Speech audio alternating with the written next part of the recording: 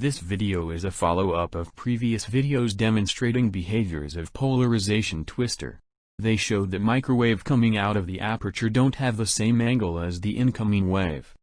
But there the receiver was oriented horizontally, or perpendicular to the transmitter. While now, it's oriented vertically, which is the same as the transmitter. The grid is expected to work based on aliasing effect. The conductors in the grid are made more sparse than the wavelength. Let's start the experiment with an arrangement of normal reflection.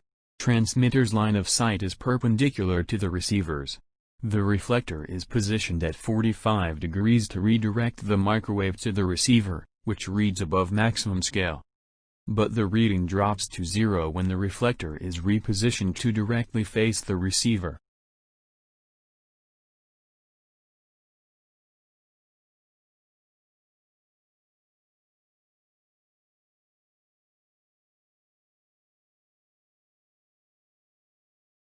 Here is the redirecting grid, which is made from a corrugated board to give structural support without interacting with the microwave. Every 30 mm, a copper cable is inserted to a hole in the board. Now let's replace the reflector from the last setup with the grid. The reading shows almost 20%.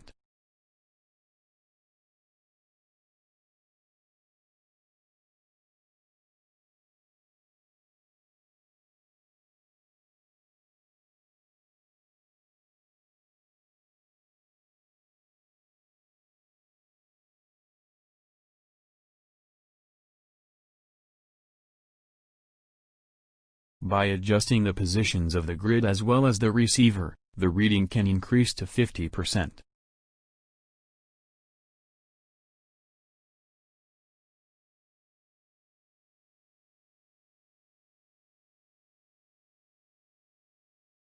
The orientation of the grid is to the left of the transmitter, while the receiver is directly facing the grid.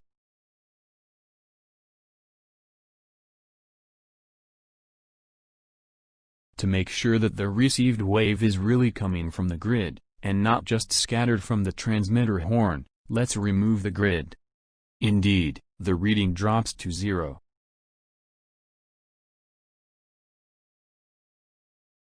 Let's check the other side of the grid. This time it's oriented to the right of the transmitter, while the receiver is still directly facing the grid. The reading can reach 25%. It's the maximum we can get, and readjusting the grid position is only reducing it.